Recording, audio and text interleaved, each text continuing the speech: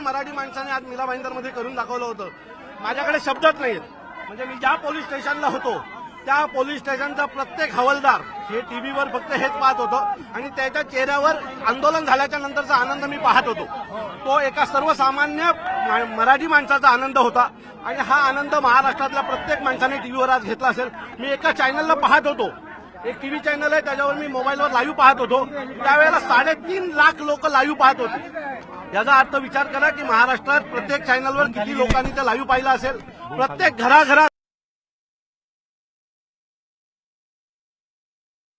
3 लाख लोक लाईव्ह पाहत होती.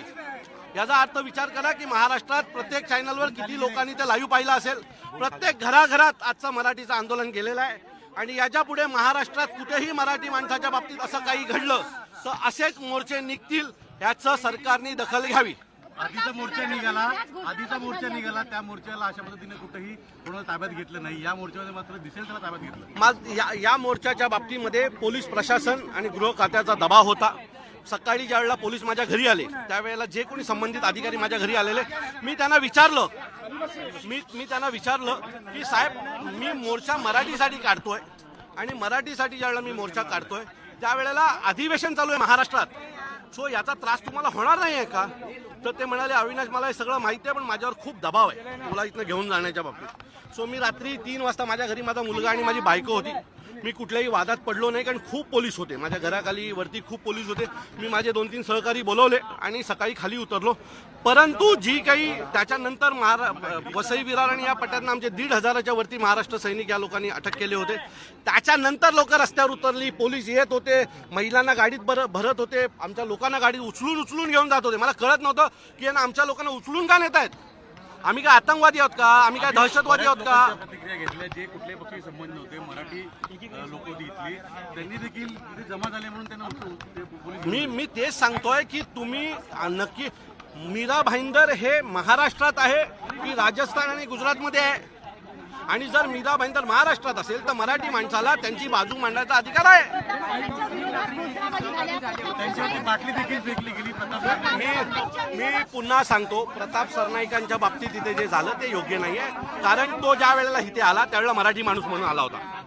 मागच्या 2 दिवसापासून मला त्यांचे स्टेटमेंट आवडत नव्हते, पण आज सकाळपासून ते मराठी माणसाला का नाही मोर्चा काढून दिला याच्या बाबतीमध्ये ते बोलत होते. सो जर एखादा माणूस मराठी माणूस म्हणून जर एखादा मोर्चा देत होती, कारण मी त्यांची टीव्हीवर एक बाईट ऐकली त्यात ते म्हणाले की मी आमदार आणि मंत्रीची चादर बाजूला काढून मराठी म्हणून इथे आलेलो आहे. सो मला असं वाटतं की जर एखादा मराठी माणूस आपल्या सोबत येत असेल तर त्याला प्रेमाने घेतलं पाहिजे. कुठेतरी त्यांचा मतदारसंघ आहे, ज्या पद्धतीने वातावरण बदललं त्या पद्धतीने त्यांनी बदललं नाही. हे बघा, माझं असं मत आहे, आम्ही प्रत्येक मराठी माणसाला मराठी माणूस म्हणून बघतो. आता एकत्र राहणं गरजेचं आहे. आता आम्हाला आपापसात वाद करायचे नाहीयेत. जर इथल्या सगळ्या संघटना एकत्र आल्या, सगळे पक्ष एकत्र आले तर त्यांनाही पण एकत्र करा. आता रिपब्लिकन पार्टीचे खांबे माझे मित्र ते इथे आहेत.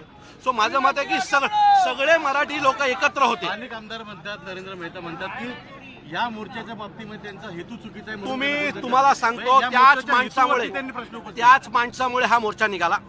त्यानेच तो 30-40 सेकंदाचा व्हिडिओ व्हायरल केला, सगळ्या प्रेसला दिला आणि आता तो आम्हाला सांगतो. मग परवा तो मोर्चा निघाला त्यावेळेला मराठी माणसासमोर का नाही आला तू? या सगळ्याची जबाबदारी ह्या त्या माणसाची आहे, त्या नालायक माणसाची आहे. या सगळं मीरा भाईंदर मधला जो मराठी टक्का आहे ना तो त्याला त्याची जागा दाखवेल एवढी मला खात्री आहे मराठी माणसाला. कोणी? नरेंद्र मेहताने. आता कसं आहे, यांचे तुम्ही भाषण ऐकले का या व्यापाऱ्यांची? त्यातल्या एका महिलेचं भाषण असं होतं, ती महिला अशी म्हणाली होती, हम लोग 4 दिन दुकान बंद रखेंगे तब इन मराठी लोगों को पता चलेगा भूखे मरेंगे. आम्ही भूखे मरणार? हे जे तुझ्या दुकानाचे सामान येतं ना, गहू तांदूळ, ते आमचे परभणी बीड इकडची लोक पिकवतात आणि तेव्हा ते सामान तुझ्याकडे येतात. तू फक्त एजंटशिप खातेमधली. हां, तर माझं मत आहे तुम्ही आम्हाला कमजोर समजू नका. या महाराष्ट्राचा इतिहास खूप मोठा आहे. या महाराष्ट्रातला शहरी भाग सोडल्यास ग्रामीण भागात प्रचंड मोठ्या प्रमाणात आमचा शेतकरी आमच्यासाठी धान्य पिकवत असतो. तुम्ही आम्हाला सांगू नका आम्ही उपाशी मरणार. आम्ही जर ठरवलं तर तुम्ही उपाशी मराल. आम्हाला नका सांगू आम्ही उपाशी मरू. खरं तर मी त्या सर्व पोलिसांचे मनापासून आभार मानतो की तुमच्यामुळे ही सगळी ताकद एकत्र झाली. असेच आमच्या विरोधात जात जा, सरकारचं ऐकत जा आणि मराठी माणसाला एकत्र होते. माझं मत आहे की मुख्यमंत्र्यांची मी स्टेटमेंट ऐकली. मुख्यमंत्र्यांना असं वाटतंय की काही चुकीचं घडलंय, पोलीस खात्याने दबावपोटी केलं, तर त्यांनी जे कोणी अधिकारी जबाबदार आहेत त्यांना सस्पेंड करावं. आमची मागणी नाही, पण पोलीस त्यांना वाटत असेल की काहीतरी पोलिसांनी चुकीचं केलंय, कारण केलंय महाराष्ट्राला माहिती आहे, अख्ख्या महाराष्ट्राने ते पाहिलंय.